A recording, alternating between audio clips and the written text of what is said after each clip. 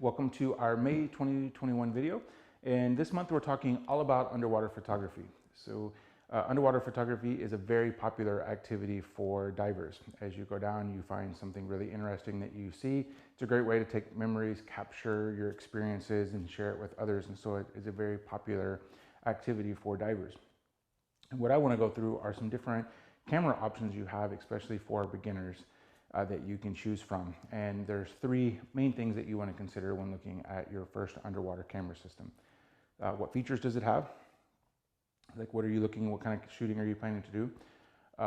Your budget, so that's obviously very important. And then size, are you traveling with it? Where is it going to be going? Is it something that you're going to have to carry with you off a boat into the shore? And so there's options for you.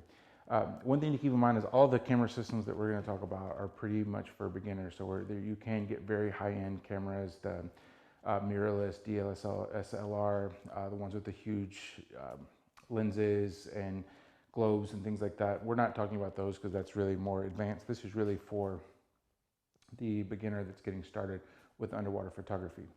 So a couple of things. First is you do have the option of taking something that you already have with you every day. If you're an iPhone user, Sea Life actually makes this really, really nice housing for your iPhone, which allows you to plop your camera in. It's got a detection sensor so it can detect if there's water so that you know that it's secure. There's even a moisture wicking tablet that goes inside there that helps keep that captured. It's got a nice O-ring seal so it seals. And then there's a Bluetooth app it connects with while your phone that you use. And while you're underwater, you can use all of the functionality that's already built into your iPhone camera underwater. And if you are a big iPhone user, you know that their cameras are superb. So why not take that underwater, use something that you already have, and use that dual purpose. So that is an option for you if you want to take that underwater. And this is also pretty affordable. This starts around $300 for the case without any accessories. And so that gets you started. You can also use something that's extremely popular, which is a GoPro. So you take your GoPro, they start around $400 for the new GoPro 9. You get the super suit housing, put your camera in, and you're off and ready to go. The only thing about the GoPro to keep in mind is that it does have some drawbacks. So first, it's made to be touchscreen. And this touchscreen doesn't work when you're underwater. It also doesn't have a zoom function, so you're limited if you're trying to shoot macro. It's not the best for that. And it doesn't have the best white balancing functionality, but you can get filters that you can put on that help add color back. There's also some great apps like the Dive Plus app, which helps you color correct after the fact. One of the ways that you can get past that from the color correction, there are also a lot of options where you can mount your GoPro, get a video light, capture video, and you're set there. One of the things that I really, really like about using a GoPro for underwater photography is, one, it's got a fantastic image stabilization. So when you're bouncing around and you can get that, it's pretty stable. The other great thing is that GoPro has some really nice software where you can capture video, easily edit to cut down your frames, but also you can export single frames. So shoot video, then go back and find the perfect shot that you want if you want a still image. So GoPros are really nice for that. Kind of a step up from there is another really nice option, which is the Sea Life camera set. This one just happens to be dual light. You can get it with a single video light, and this is the Sea Life Micro 3.0. And what's fantastic about this particular setup is, one, it is super, super easy to use. So you can see it's only got a couple of buttons. You've got your trigger button. It does come with some lenses, but it's all self-contained. There are no O-rings. There's no housings that you have to deal with. There's nothing it's all waterproof, all set up that way, and everything is very, very, very simple. Buttons are easy to use even if you've got big glove fingers on, and you can do video or still. Some great options. It's also got some preset underwater settings. This was made for underwater. So some of the same white balancing that you have struggles with on, say, the GoPro, this can help compensate for that white balance for color underwater shoot, and you're ready to go. So this is a really, really nice system, especially if you aren't looking for necessarily professional, you're not Nat Geo, Discovery Channel. This is a really, really nice option and one that I like to use a lot. The last one that we'll talk about which is getting into the pretty high end range. So this would be, this complete setup with the 2 lights is about $1,200. So you can see that you've slowly gone up in price. This option we're going to be looking at is going to run you $3,000 to $4,000, but it also depends on what you want to do.